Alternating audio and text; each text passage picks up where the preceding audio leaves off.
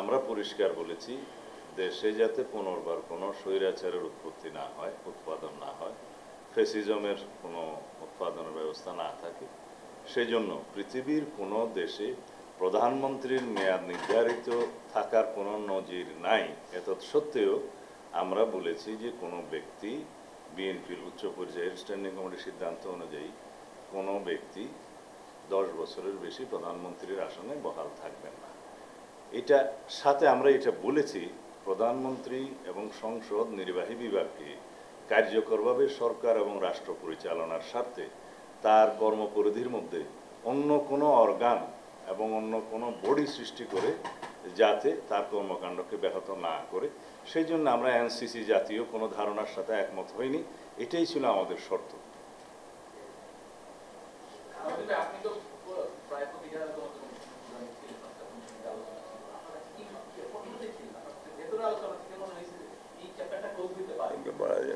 না, আমরা আশা করি আমরা একটা ঐক্যমতে পৌঁছাতে পারবো। আলাপ আলোচনা হচ্ছে, তবে এটা দীর্ঘ আলাপ আলোচনা আমাদের কাম্য নয়। এই বিষয়ে আরো অল্প সময়ের মধ্যে সবার সাথে আলোচনা করে মানে খুব গুরুত্বপূর্ণ পয়েন্টগুলোতে, সাংবিধানিক বিষয়গুলোতে ঐক্যমতে আসা যাবে।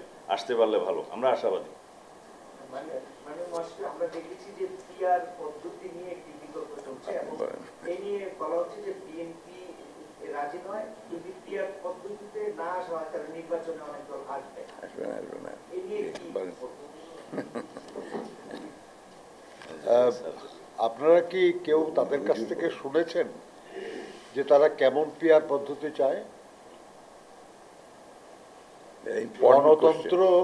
গণতন্ত্র যেমন একটা কনসেপ্ট, কিন্তু পৃথিবীর বিভিন্ন দেশে গণতন্ত্র বিভিন্নভাবে অনুশীলন হয়। আমেরিকায় যেভাবে অনুশীলন হয়, ইংল্যান্ডে তো সেভাবে হয় না। ফ্রান্সে যেভাবে হয়, ভারতে তো সেভাবে হয় না। শ্রীলঙ্কায় যেভাবে হয়, বাংলাদেশে তো সেভাবে হয় না। এক এক দেশে এক এক রকম পদ্ধতি আছে গণতন্ত্র কার্যকর করার। তেমনি পিআর হলো একটা কনসেপ্ট, একটা ধারণা। এটা বিভিন্ন দেশে পৃথিবীর বিভিন্নভাবে এটা কার্যকর হয়। এখন যারা পিআরের কথা বলতেছেন তারা কিভাবে সেই পিআর বাস্তবায়ন হবে এই ব্যাপারে কোনো কথা বলছেন না। তাহলে এ সম্পর্কে একটা অস্পষ্ট ধারণাই থেকে যাচ্ছে। এটা আলোচনার জন্য আলোচনা হচ্ছে। আমরা আরেকটা জিনিস মনে করি যে সেটা হলো যে দেখেন, এই রাষ্ট্র তো জনগণের, সিদ্ধান্ত নেওয়ার মালিক তো জনগণ। আমরা শুধু কিভাবে ভোটটা দিব এই জন্য একটা ইভিএম পদ্ধতি চালু করা হয়েছিল, মনে আছে তো আপনাদের? কত বছর হলো এই ইভিএম পদ্ধতি সম্পর্কে জনগণকে অবহিত করার জন্য অনেক প্রচার প্রচারণা হয়েছে। যারা এই পদ্ধতিটা কার্যকর করবে তাদের অনেক প্রশিক্ষণ হয়েছে। সেই প্রশিক্ষণে যারা গেছে তারা যে ভাতা নিয়েছে এই নিয়ে দুর্নীতির অভিযোগ হয়েছে।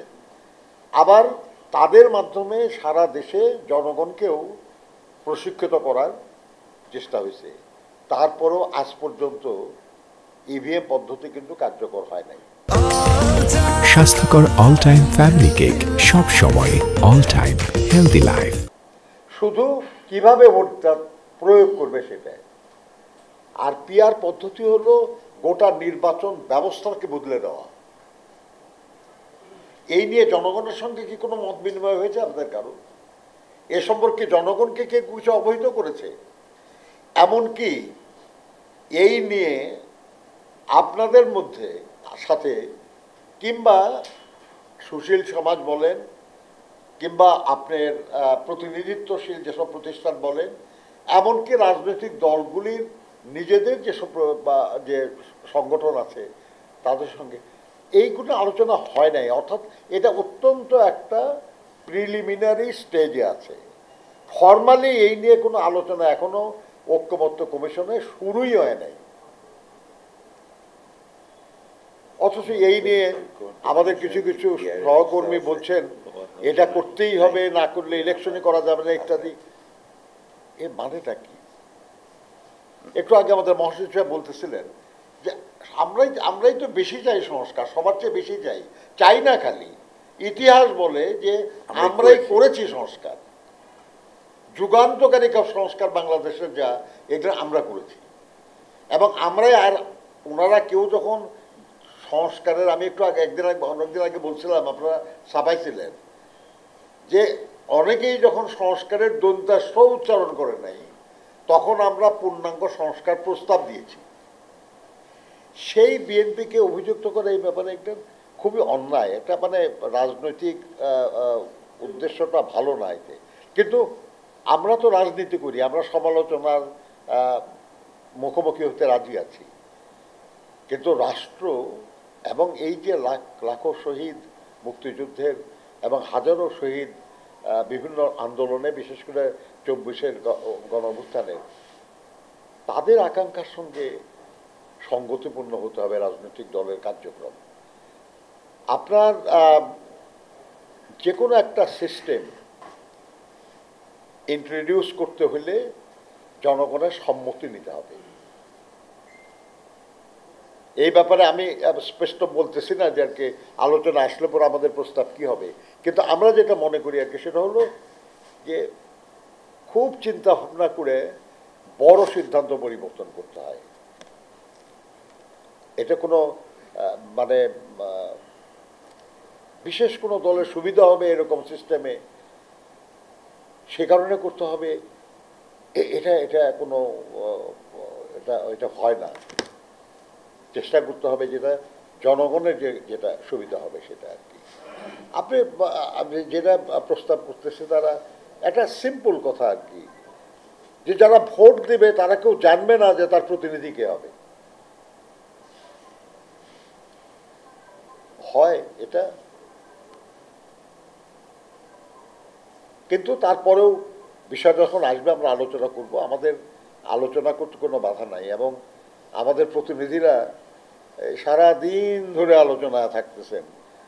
তারা একা বলতেছেন, আর আরো 20 জন 30 জন অন্যরা বক্তব্য রাখতেছেন, শুনতেছেন তারা আর কি।